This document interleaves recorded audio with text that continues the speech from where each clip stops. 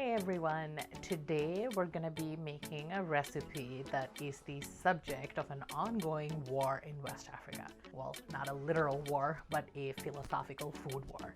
Of course, we're talking about jollof rice.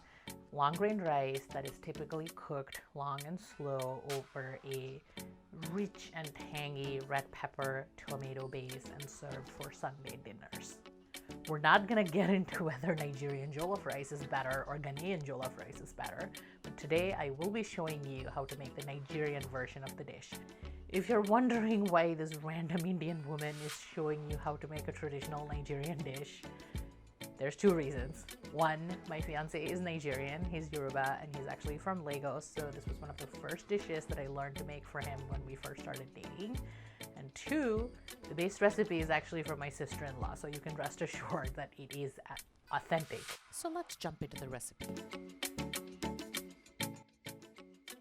To make this recipe, you'll need 2 red bell peppers, 1 red onion, 1 to 3 habanero peppers, and 1 to 2 Roma tomatoes.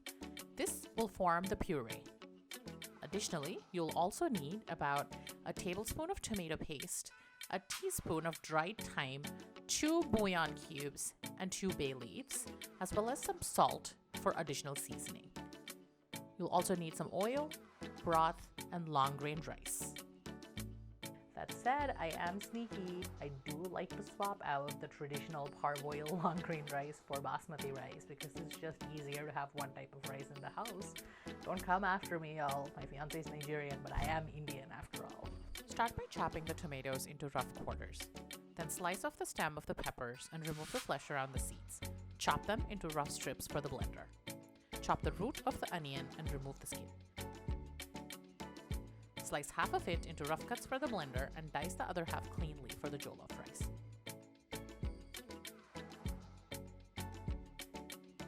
Start by adding the tomatoes into the blender, then the red peppers, and then half the onion.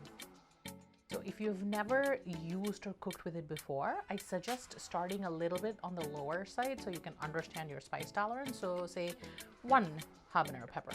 If you're used to spicy food or you like spicy food, I would say 2 habanero peppers.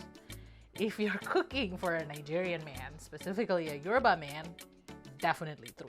Blend on high power or a smoothie setting for at least 2 to 3 minutes depending on the strength of your blender so you can get a fine puree.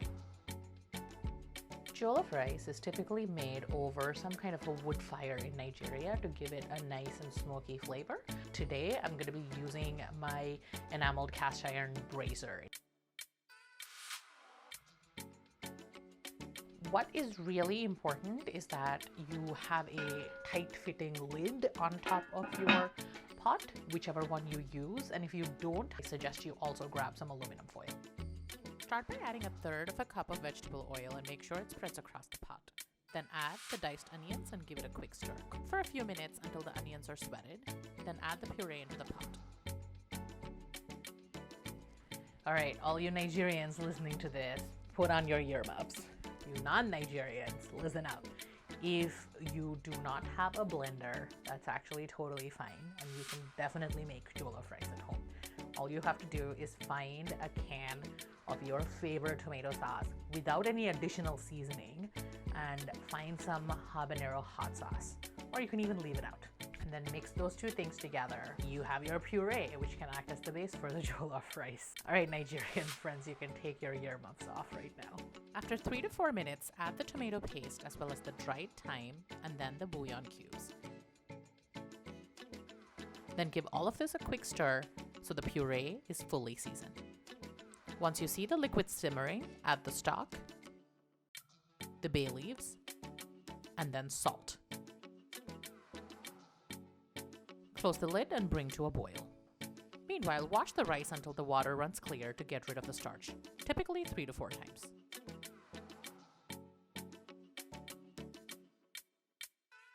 Then add the washed rice into the boiling liquid and give it a quick stir to spread the rice out.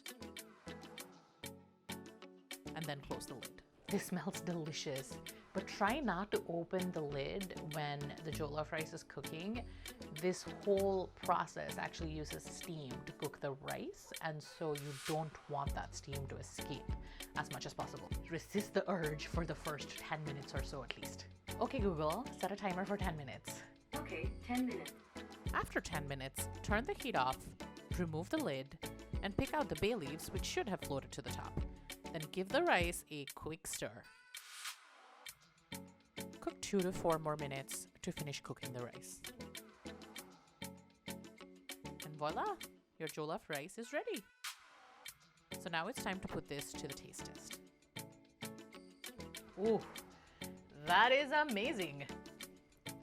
If you're wondering what to serve with jollof rice as a vegetarian, I would recommend either going for something very simple like a salad, or if you're able to get your hands on some plantains, you can fry up the plantains and you can serve it with that.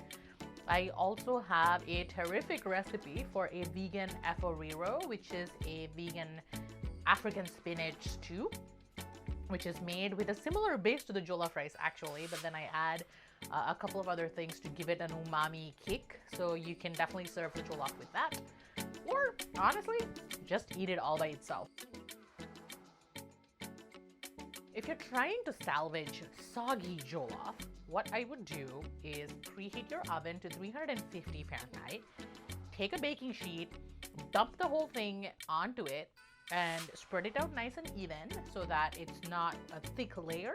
It's getting as much surface area as possible, and then just pop it in the oven for about 10 minutes. I recommend checking after about 5 minutes just to see, because the amount of moisture might vary and oven temperatures are also different. On the other hand, if there's not enough liquid when you're cooking your jollof, who knows, maybe your tomato was really small and it did not produce enough puree as this recipe might call for. Turn the heat off immediately and move your pot off to the side. Boil some more water, maybe a half a cup to about a cup. Pour the boiling water into the pot, cover it, and let the steam do the cooking off the heat. Both of those methods should work. I hope you enjoyed this video, and we'll try making some jollof rice this Sunday. If you did like this video and want more fun, global, vegetarian recipes like the one that we just made today, don't forget to hit the like and the subscribe button. Oh, and also leave a comment and let me know if you do make the recipe. Toodles!